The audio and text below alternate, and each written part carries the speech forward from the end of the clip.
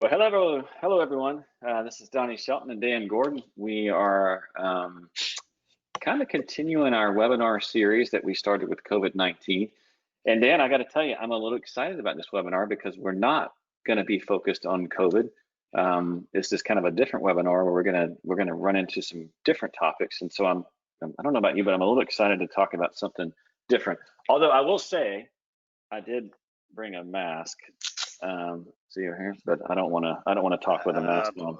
Oh Yeah. boy, we had PCO Bookkeepers masks made up, and had I thought of it, I'll wear one on the next. Oh yeah, for sure.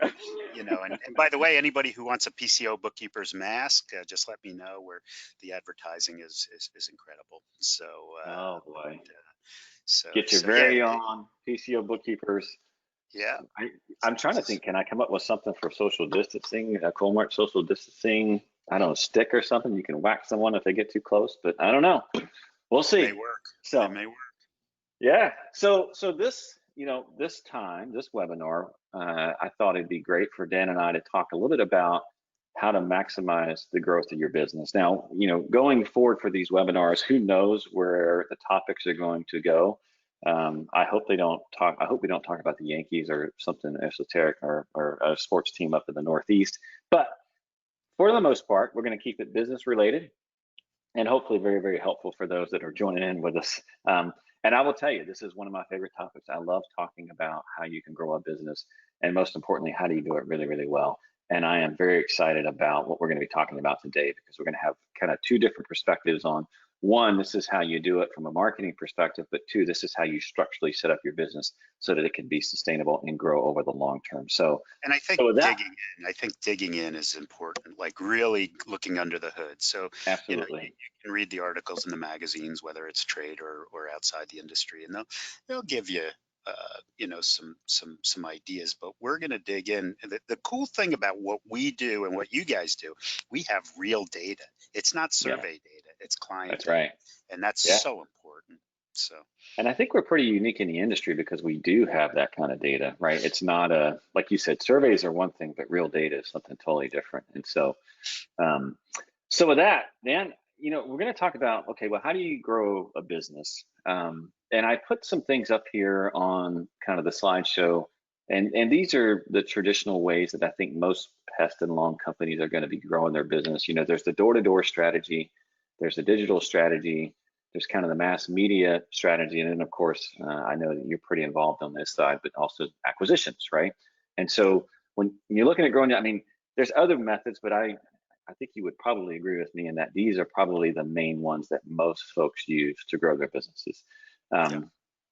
And so having said that, when you look at growing your business, there's always this issue of volume versus efficiency, right? Meaning that if I go to acquire a business, right, I could have 5,000 customers, boom, like that, right? But that also creates an efficiency problem, right? And when I say efficiency, I'm talking about customer acquisition, because at the end of the day, when you look at your business, it's all about return on investment. How much did I buy a customer for? How much money do I make on that customer? And so if I acquire a customer, it's a great way, and I'm not saying that someone shouldn't do this. There might be a very good reason why someone would want to do an acquisition, but your customer acquisition costs are typically going to be higher, right?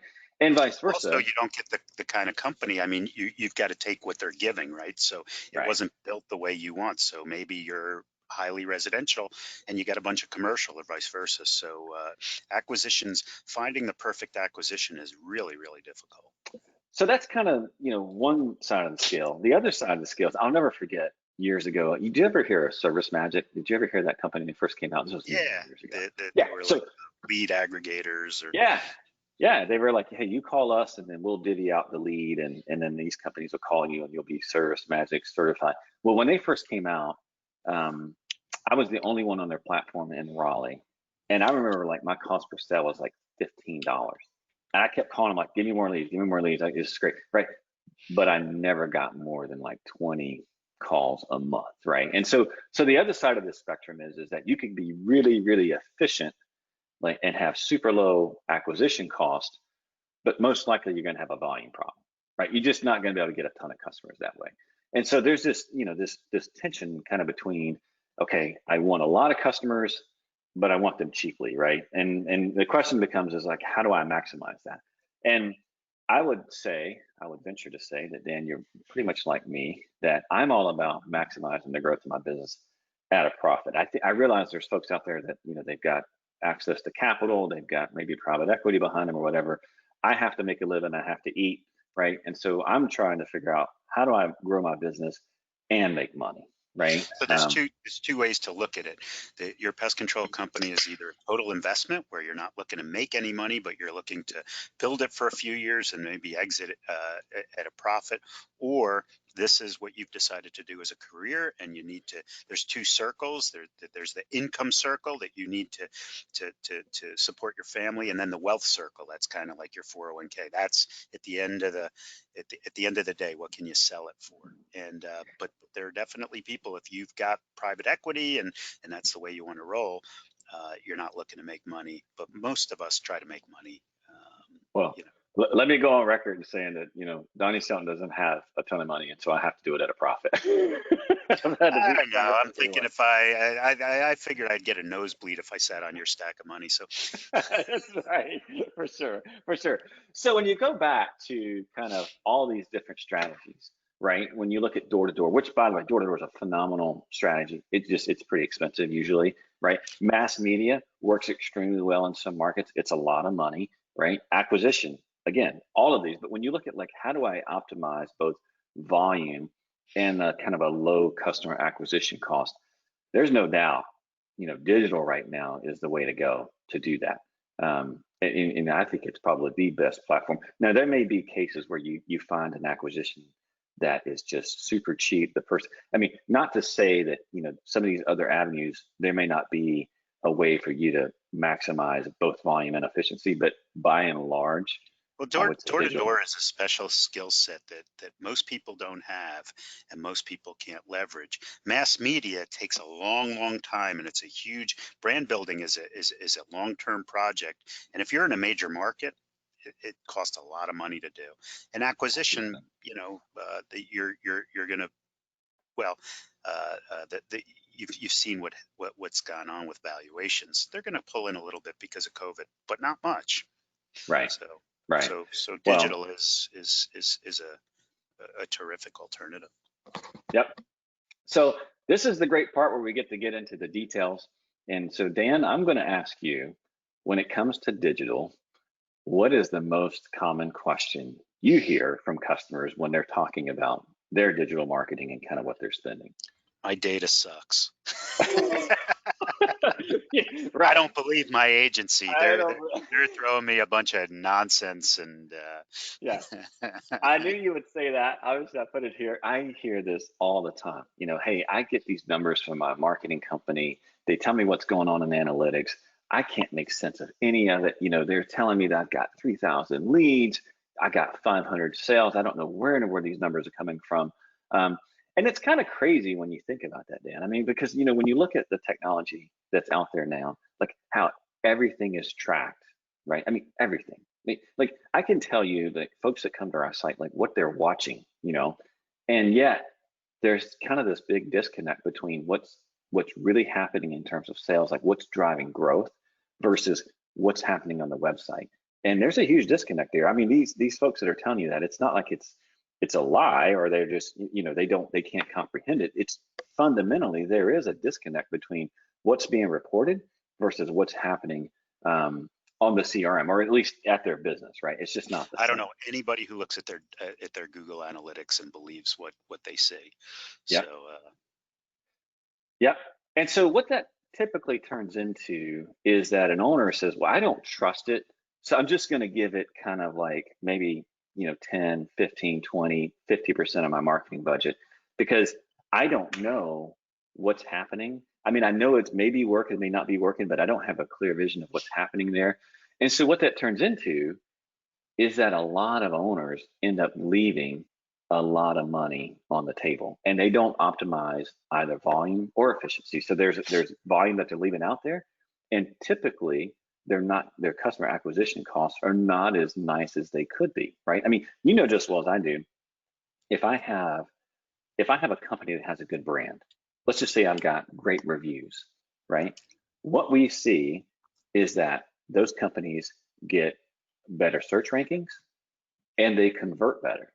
So if I'm on Google and I look at a company and they've got great ratings, okay, no problem. I give them a call. I'm talking about me as a consumer. Now I go as a consumer. Now I have to spend more. I mean, I'm a business owner, and let's just say my ratings are not that great, and I'm not paying attention to it. Now I've got to spend more money to show up higher in the search rankings, right?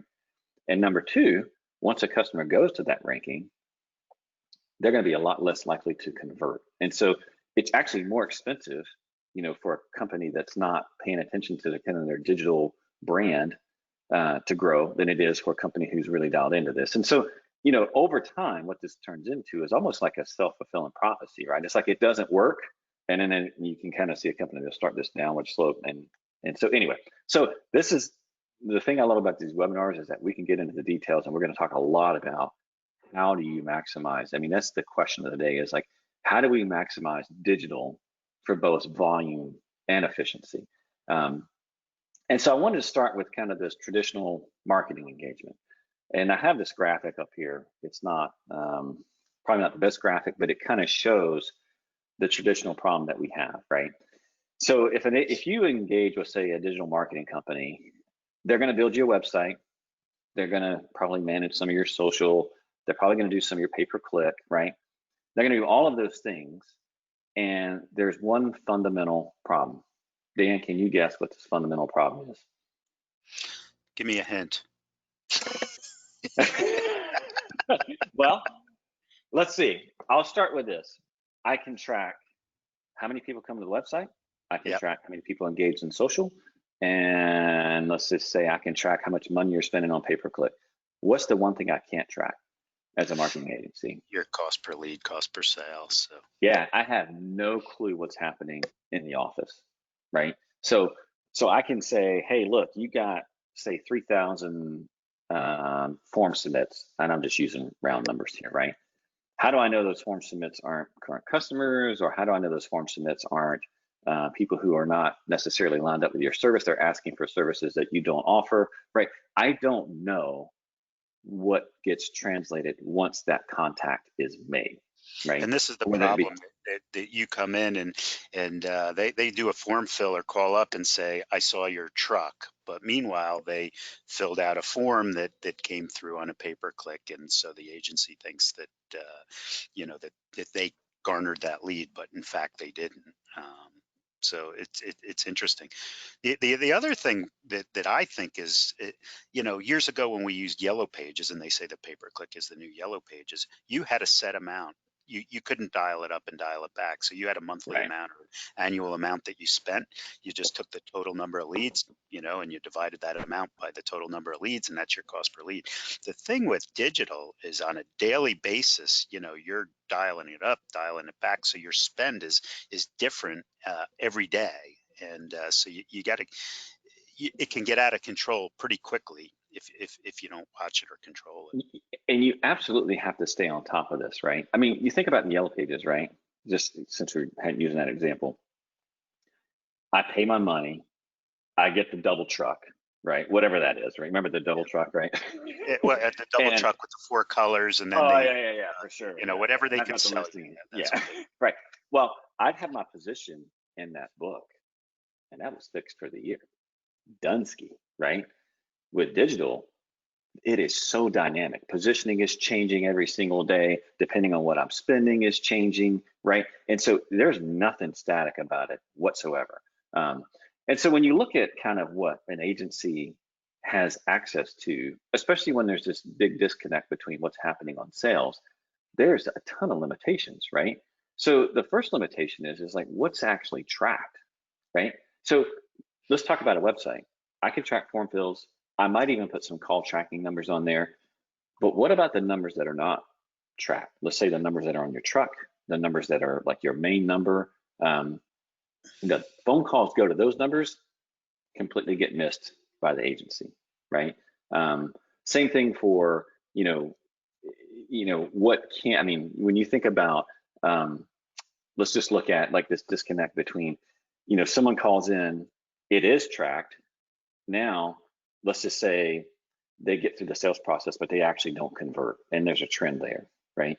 You missed that as well. All you can do is say, I got it to you. Now you have to take it from there, right? But on the flip side, you've got existing customers who are clicking on pay-per-click, and you as an agency don't know that those are existing customers. So you're, doing your victory dance. Hey, look at how many leads I got you, but really they're your customers already. And that's exactly right. And so this is where the breakdown happens, and this is where we get into the details, right? The fundamental reason that there's a big disconnect, and this is why most owners don't trust their numbers, is that there's two different definitions that are being used, right? For an owner, it's pretty obvious as to what a lead is. It's someone that calls in who has, an interest in us providing service. But for, say, a marketing agency, a traditional agency, a lead is a contact because that's all they know, right? Sometimes people use that term. It's not really a lead, it's a contact, because they have no visibility, as to what's happening once that contact comes to you. And that creates a lot of problems, right? And what that turns into is typically an over-reporting of leads. And I think the vast majority of people who are probably watching this, or even our industry, right, when they get analytics or they get, these reports, they're looking at it like, oh my gosh, like there's no way we're getting this much volume because I'm not seeing it on the sales side. And if you're a large company, this is a huge problem. We call it dilution, right? Which is where if I have a large company, they're going to click your campaigns to reach out to you. They're going to search your name, Triangle Pest, whatever, right? And if it's a pay-per-click ad, they don't care. They're calling a number, right? They're calling in for a retreat or something That's like exactly that. right. That's exactly right. And so what happens is the agency says, hey, look, you got a lead. And you're like, well, that's not a lead. That's a current customer, right? And so, again, it all comes down to this fundamental difference between what an agency calls a lead and what you as an owner, what truly is a lead that drives growth. And so what does that lead to? Kind of this fundamental problem that we talked about before. They're like, I don't trust my numbers. It's crazy. So I'm not going to give them a whole lot because I don't understand what they're saying. I don't believe what they're saying. And I just put this chart up here real quick. This is from Triangle. And But, this but just goes to, the problem here though is, okay, I don't trust it. I don't believe it. And then we could have this discussion, but meantime, Google is charging you every time you do this. And there's nothing you or I or any agency can do about it. Google, they're in the best position. absolutely. And So I see it. brought this chart up here because let's just say that you don't have a full call tracking platform. All right, you see the green lines here? This is, by the way, this is all the contacts to our company. Green is phone, red is form submits, and then the low, you can't really see here, but the other is text. Just real quick here, Dan, not trying to trick you here.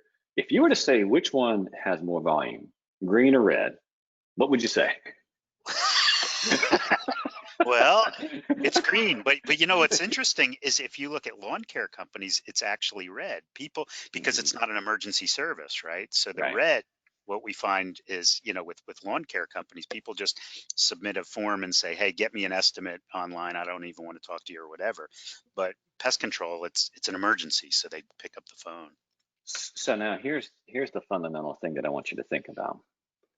Imagine the green not reporting back to analytics and not understanding what that green does as far as sales in your CRM. And that is the vast majority of service companies out there.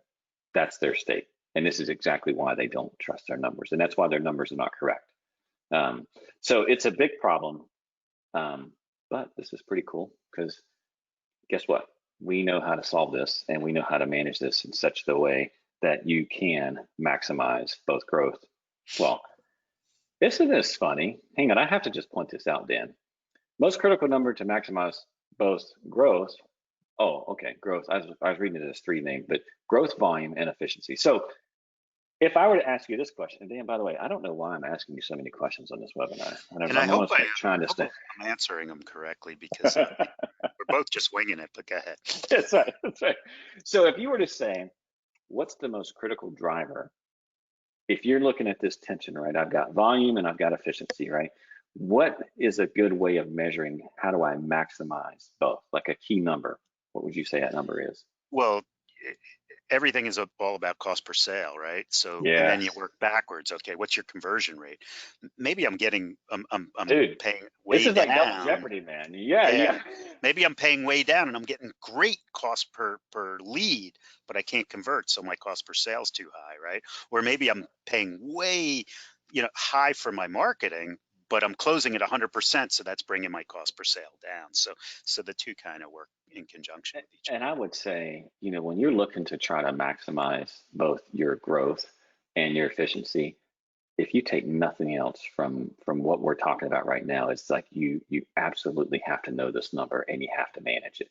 Meaning that, and this is not something new. It's not a very difficult number to calculate. In fact, I mean, it's pretty simple, right? You just take, okay, this is the number of sales I got, and this is how much I spent on it. Cost per sale, done. And but it is an extremely difficult number to automate and to understand like which channels are, your cost per sale per channel, right? Getting a cost per sale overall is really, really easy. But when you have to attribute it to an actual, say, pay-per-click campaign or back to, say, a lead referral source, when you have to get it down to the channel level, it gets really, really hard if you don't have the right infrastructure in place. And so that's what I want to talk about, and for me, when I think about what's the secret weapon to maximize both, lead volume and lead efficiency. Well, I say, customer efficiency. When we talk about customer acquisition, it truly is understanding what your cost per sale is and managing it on a daily basis. Because when you go back to kind of this, most companies will calculate this. I would say that are pretty serious about marketing.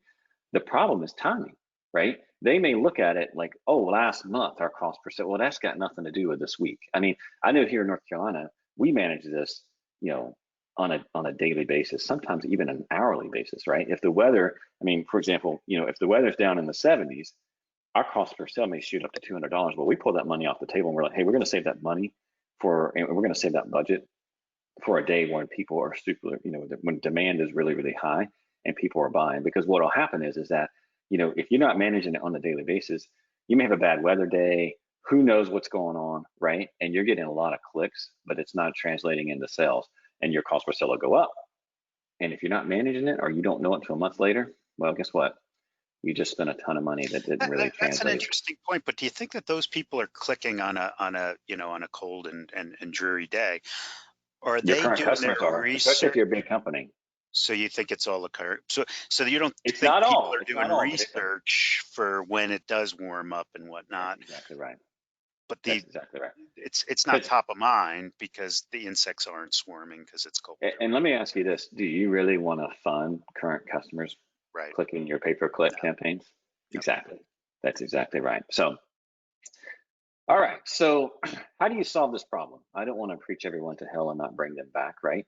It is this concept of called closed loop marketing, which is where you connect all of these different data sources together. You connect your analytics with your call platform, with your website, and with your CRM. And by doing that, now you gain visibility as to where does the channel start, because you got analytics, and analytics is very, very good of attributing back to this is where this click came from, this is where this call came from, or whatever, right?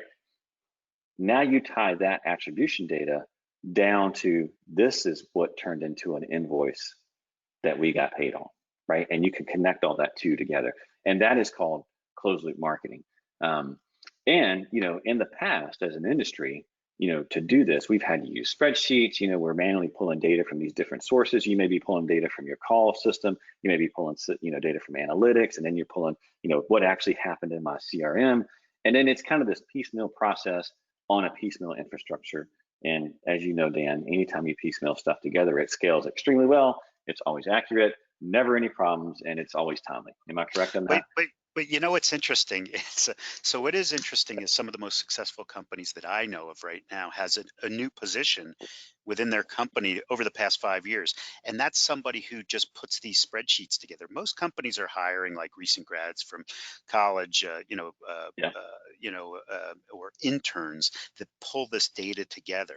The problem is you've got your technology stack if it doesn't talk to each other, you've got to just export and create, the spreadsheets and whatnot. And it is a problem. And, but it's interesting that we've created that new position of data analytics person. And that's the problem, right? Is the technology just simply, I mean, the technology has been there, it just hasn't been there for our industry. And that's been the real problem, right? Is that in our industry, we've not been able to connect these together. This, closed loop marketing is not new, right? Being able to connect all this data is not new. It's just having the technology to pull it off has not been accessible in our industry. And so, that for us, right? This value of like this newer technology, the ability to manage your cost per sale, it just cannot be overstated, right? Because if you do it the right way, you're going to be able to create more volume of sales, and you're going to be able to acquire them at a much cheaper price than you would, using any of these other strategies. And so the goal here is if you really want to maximize your growth and you want to make a profit in doing it, you better get very friendly with this cost per sale and really understand what's happening, and not a month later, right? And not last week. It's like what's happening today, and you have to play that game because again, this is not the yellow pages, right? Everything is dynamic and everything's changing on a daily basis. Everything from temperature to what other competitors are bidding to what demand's going on, and that cost per sale kind of normalizes all that, so you can kind of see from a big picture, like, is this adding value to my business, or is this just noise and wasting money? So getting back to the newer technology, right? The reality of it is that with this newer technology, anyone that performs some sort of digital action, and that would include a phone call, right? We can take it back to a specific sale.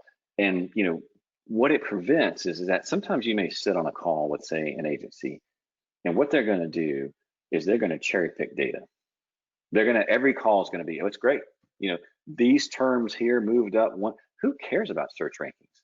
If my cost per sell is, say, $50 and I'm dropping 2,000 customers a month, am I going to complain if I'm number 10 or number 1? I really don't care, right? And vice versa. I could be number 1 and my cost per sale be $1,000. Well, that math doesn't work over the long term. And so people get wrapped up about where am I ranking at on Google, or what's my position. Now, I'm not saying those things aren't important, because they are. I'm only making the point that in terms of growth, it's a piece of the puzzle. It's Well, if you're not the pie. generating the clicks and not converting, I mean, Operation Success patient died, right? So the Exactly. idea is to keep them alive and well. Yep. So Yeah. And so, when you look at kind of this newer technology that's coming on the market, at least for our industry, right? It allows you to get to the real numbers that matter. And I will tell you right now, in terms of growth and in terms of efficiency, there's nothing more important than 3 numbers. That is your volume, that is your cost per lead, and then your cost per sale, right? It's not, your search position or some, hey, we moved up in this esoteric keyword. Who cares, right? And so it allows you to keep that discussion about what really matters, which in this case is growing your business, right? Because the digital platform is, I mean, you can get around and brag to all your buddies that you're higher than them on Google, but who cares, right? I care about growing the business. And now I can't spend all the webinar, because I know, Dan, you want to talk about some cool stuff as well. But I will say in the next webinar, Dan and I are actually going to go through a case study, and we're going to show, this is an actual client of both of ours, who, he came to us in kind of a bad state, wasn't making any money, had stopped taking distributions personally.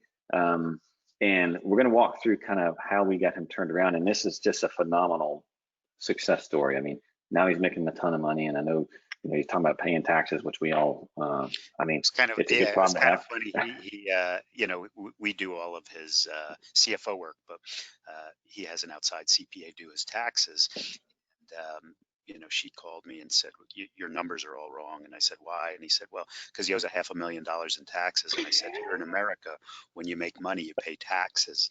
That's And okay. so, Yeah. it was pretty No, so I'm wild. excited about our next webinar, because what we're going to do is, now that I've kind of talked about the fundamental problem and how to solve it, right? Now we're going to go through the tools and the methods of how you kind of piece all this stuff together. And we're going to show how we did it real time with a client that is kind of a combined client, which I think is a great, and that's going to happen on August 11th. But ultimately, if you follow along kind of the case study and as well as what we're talking about in terms of implementing closed loop at your business, what you're going to find is that once you are able to put the infrastructure in place and get a true cost per lead that you can manage on a daily and an hourly basis, it's going to allow you to generate a ton of leads. You're going to do it at a price that most people can't replicate. And you're going to be, you kind of get this, you maximize the tension between both volume and efficiency. So with that, Dan, I'm going to turn it over to you. I know I think you have a real quick PPP update. Yeah, And then we're one going to talk slide. about I otherwise. promised myself we wouldn't make this about the COVID thing, but there's just to keep everybody informed. Most of our clients have already passed the 8-week period. In other words, from when they got it to it's been over 8 weeks. The application for forgiveness is actually, you have 10 months to file it, and they came out with new rules that, well, you don't have to use the 8-week, you can use a 24-week. So we have two windows that we can use. But the strategy, or our strategy for our clients, is to see if we qualify for 100% forgiveness for the 8-week period. If we do, stop, apply, we're done. Okay. If not, then we have to take a look at what's going to happen over the 24-week period. Will it get better? Will we be able to get more forgiveness, or the same, or less? And then we have to make a decision. So then what we're going to do is that we're going to make the application for forgiveness, and whichever yields the best results. Again, we have 10 months to. So Dan, just real quick clarification here. Yep. It's 8 weeks. Is it 8 weeks or 24 weeks, or is it 8 weeks and anything after that up to 24 weeks? No, it's 8 weeks or 24 weeks. So if you're like week 12, it's not like you're going to say, well, I can just file it now and call it. No. So you're gonna either do the 8 weeks or the 24 weeks. And what's interesting is we've actually gotten through these webinars and just sending out to our clients, we've got over 100 clients and non-clients who have signed up with us to do the forgiveness, because it's not just filling out paperwork, it's doing the analysis to figure it out. And oh, by the way, during the 8 weeks, there's alternative payroll periods that you have to figure out. And so, we've got some spreadsheets that we've developed that we're able to do this. And so anybody who's interested in, who doesn't want to deal with it, we're happy to work with you. The other day, Senate approved a 5-week extension on applying for PPP, right, to August 8th. So there's actually money left. It was funny, during the first round, people were really ticked off that I didn't get it, and I'm getting screwed and everything else. So they appropriated more money, and it hasn't been used up. So we expect the president to sign it real quick. It flew through, I believe it flew through the House as well. And it's got total bipartisan support. So if you haven't applied or you haven't gotten it, you should be applying. We can help you with that application. PCO Bookkeepers can help. And so that's the PPP update. All right. So now we're going to get into growing your business. Yeah, this one is really, really interesting. Okay, this is a real client. Okay, remember, we have a merger and acquisition practice. We are able to get highest dollars, highest after-tax money for our clients when they want to sell their businesses. And so one of the things that that you're always taught, well, this recurring business, everything's got to be recurring. Well, why? What's the reason? And this is an absolute. This is such an interesting case study. So I'm going to go through a few examples. Okay. So let's assume that hypothetical. Hypothetical, right? Let's assume that I have a business that has recurring revenue of 80%, okay, which is most best-in-class companies. You've definitely got companies that are higher, okay, but 80% is a decent number. Let's assume that I have a company that does $3 million in annual sales, and let's assume this is an assumption that that comes in evenly, or $250,000 a month. So 250 times 12 is $3 million. Let's assume that we have net profit of 10%. So that would be $300,000 annually, or $25,000 a month. Okay. This means, right, if we have a 50% gross margin, just to keep it simple, this means that my fixed costs are 100,000. So in other words, I have 250,000 of revenue. My direct costs are 125 because I have a 50% margin. So that means the cost of goods sold are 50%. Okay. So my gross margin is $125,000 and my fixed costs are 100,000, leaving me my $25,000 profit. This is a terrific company. Okay. Let's go to the next slide. Okay. So in really good times, you might not be able to tell the difference between these two companies. Let's assume that this guy or gal has recurring revenue of only 50%, not 80%. Let's assume that he does the same $3 million in annual sales, or 250 a month. Let's assume that we have a 10% net profit, or 300,000 annually, or 25,000 a month. These are all the same facts as before, except the only change is we went from 80% recurring to 50% recurring. And again, this means that our fixed costs are $100,000 a month. We take the 250, we have 50% direct costs, therefore our gross margin, or our gross profit, is 125. We subtract out the $100,000 of fixed costs, and we have a $25,000 profit. So what's the difference? There's no Oh, difference. boy, There's I no tell you, difference this profit-wise, is right? such a great Okay. example. Such a So great, because what? I'm going to talk about this. Yeah. Yeah. So watch what happens. So as soon as COVID hit, when we were working with our purchasers, they immediately said, we want a weekly update on sales, sales by service, or revenue production, Mhm. right? Because we want to see if we're being hit hard, right? We want to see if, when you sell a company, what are you selling? You're selling customer relationships or revenue streams. If the company's going down the tubes, we want to know that, because we can't either purchase the company or we have to reevaluate the offer that we gave. So example 1 and 2 line up perfectly, right? They sure do when all is good. What happens when we get a major jolt to the economy? Just a regular slowdown, a financial meltdown, maybe 2008, a major geopolitical event, 9/11. Or pandemic. Right. And here's one that was on no one's radar 6 months ago: the impossible, a pandemic, everybody wearing masks and running around, and it's just crazy. So when something hits really hard, um, right when it happened, you got a jolt where everybody was, geez, what's going to happen? I got to watch my money. I'm not spending money, right? Mhm. So your one-time work dries up pretty quickly. Okay, so let's go to the next slide. Okay, so let's create example 3 and 4. So assumption: pandemic happens, government shuts down the economy. Thank goodness pest control is deemed essential. Right? Citizens get scared, not making purchases until there is some clarity in the economy. Sounds far-fetched, right? So does 2 airplanes taking down the Never would Twin happen. Towers in New York Never would happen. and another No. damaging the Pentagon. Could never happen. I mean, it's crazy. Shit happens, right? Yeah. So Yep. Yep. I thought assume, that was like, was that what that SH dash dash? Okay. I was just yeah, making, I yeah, wasn't quite sure what that. Okay. right, All right. right, Good. right. Well, we gotta. So this is not a family show. So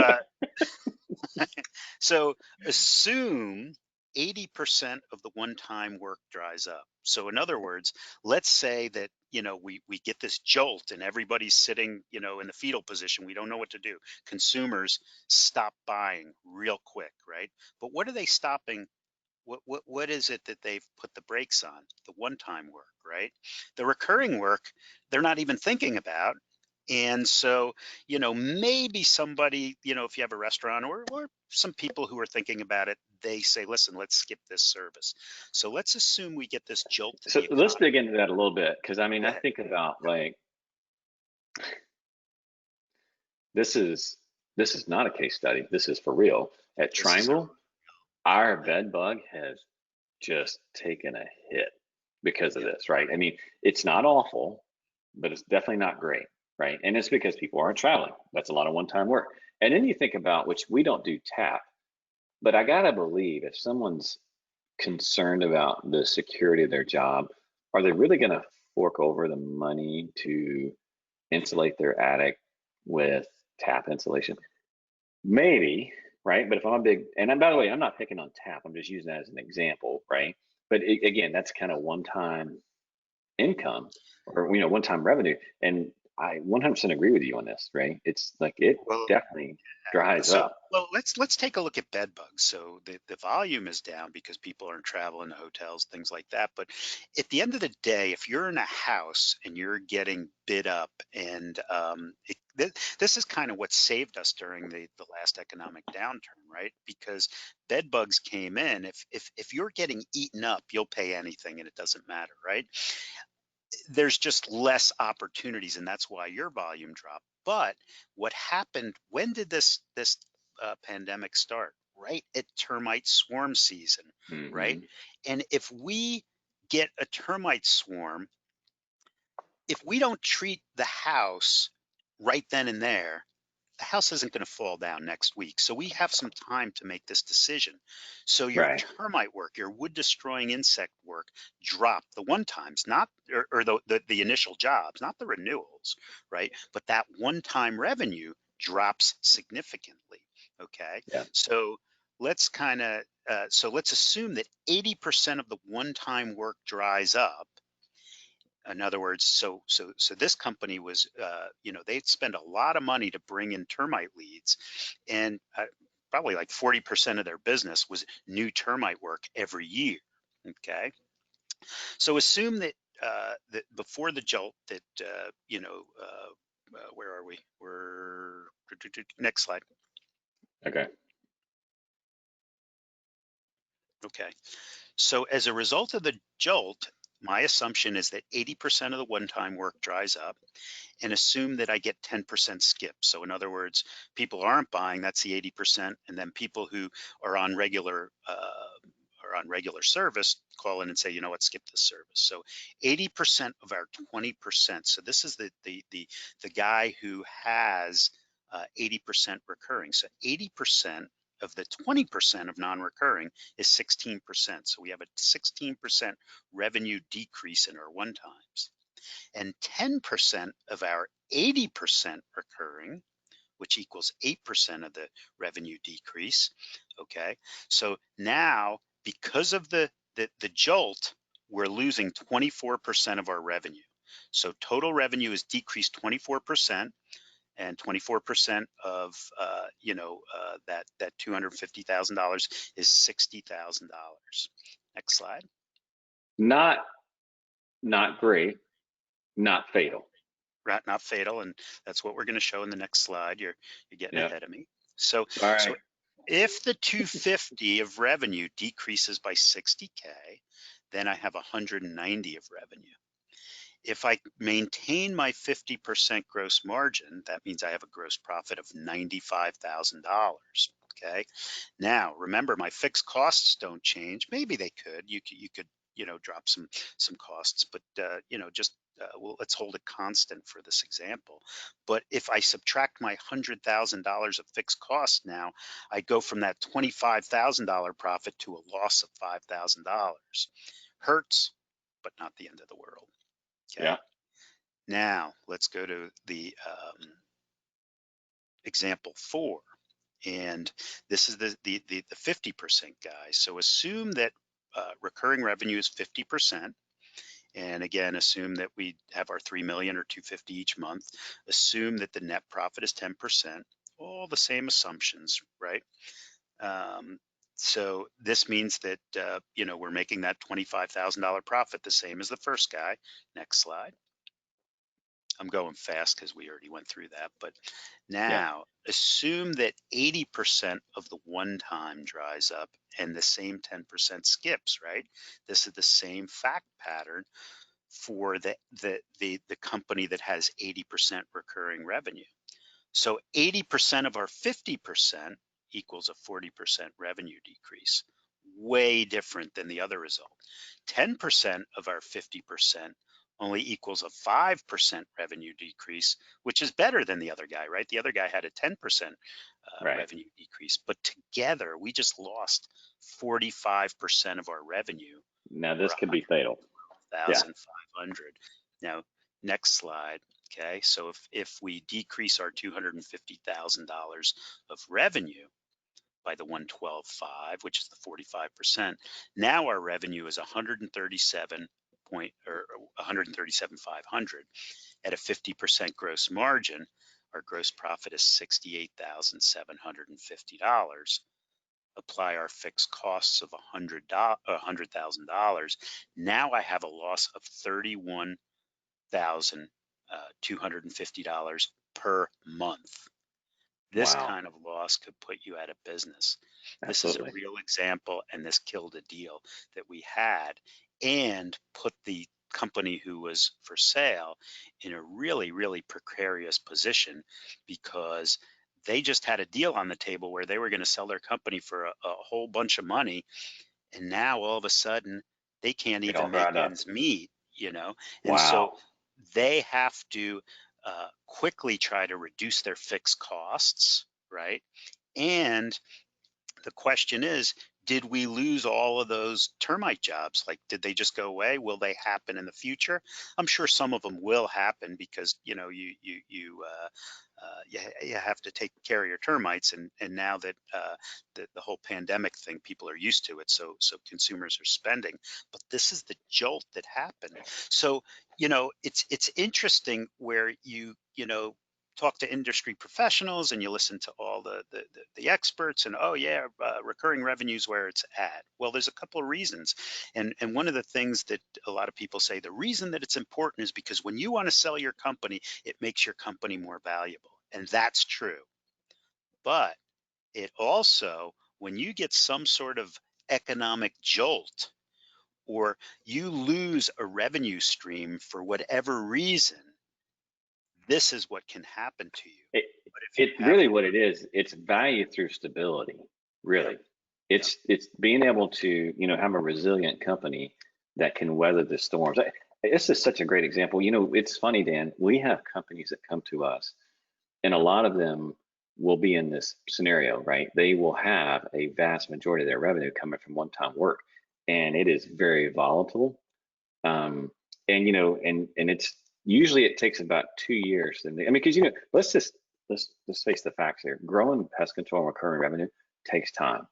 It's hmm not sexy. It's not super profitable. I mean, it's profitable, of course, but if I go out and get, say, 50, 80% gross margin on a bed bug job or a termite job, like, whew, that's a lot of that's money, great. right? And Yeah. it's very, very easy to chase it. But you're not going to get those kind of numbers on And, pest and control. and that's the thing. So you're selling these $100 quarterlies, or you take the $100,000 bird job.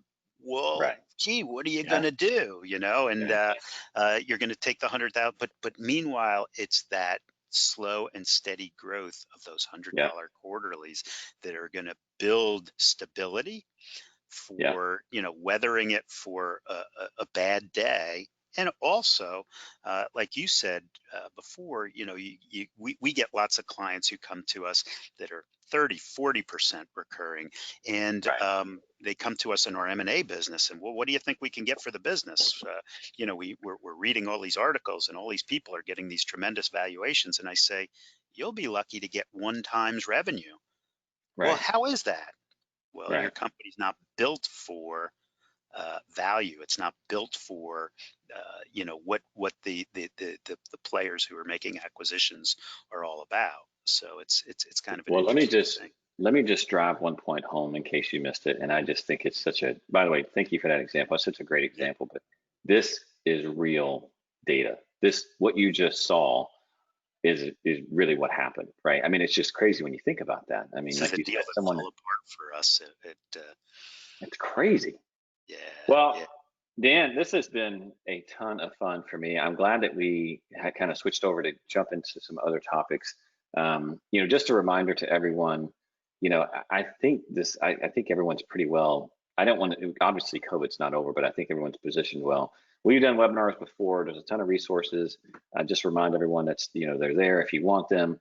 Of course, Dan is a, should we say, distinguished author. Has a couple of books, as do I. You can get those on Amazon or, do you have yours on Audible, Dan?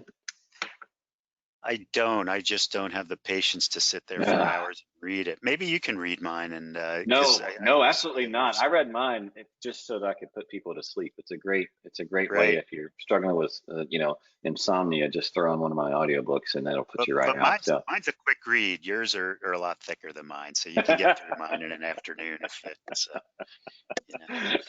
oh gosh. Also, we have the YouTube channel. All of our previous webinars have been on there through the whole COVID thing, as well as a few others. Um, and then, of course, we are here. This closed loop solution that we talked about. Coalmarch, we integrate with several CRMs, most of the top CRMs. We can provide a closed loop solution. PCO, take off the Coalmarch hat. I also own a pest control company called Triangle, and I'm going to unabashedly give PCO a great referral here. I've been customers of them for, oh gosh, since I started, really. They've been a great partner for our business. Provide a lot of insight outside of just bookkeeping. It's great to have folks that are looking over my numbers and know what they're doing. So, with that, Dan, any parting thoughts before we take off? Yeah, if there's anybody who needs any help with their numbers and or the PPP forgiveness, let us know. You know, information's down below. Dan at PCOBookkeepers.com. I really enjoyed it today, and I look forward to the future. This is a lot of fun. So Yeah, it was a lot of this fun. has I been, like the fact that we're not, we can take the time to get into some case studies, and we can actually dig into some details, because like you said, a lot of times you read an article and it's very broad and very generic, and it's like, well, that all sounds great, but how do I really do it? And so, the, and hey, the, the, both of the, them. the thing that is so cool about what we're doing, both of us, right? So we have over $650 million of annualized revenue running through our accounting firm. We have real data, the operating cost studies that we provide. That's real stuff. And you guys are doing the marketing for so many companies that we share a lot of clients. And so Yep, you have the real data. So this is not theoretical stuff on, yep, you know, with surveys. This is real data. And it's really fun to watch because we've been able to accumulate this data over the years, and it's invaluable. yep. Agreed. And with that, Dan, hey man, enjoyed it. We will be back on August 11th, and until then, hope you guys enjoy growing your business. We'll talk to you soon. Take care.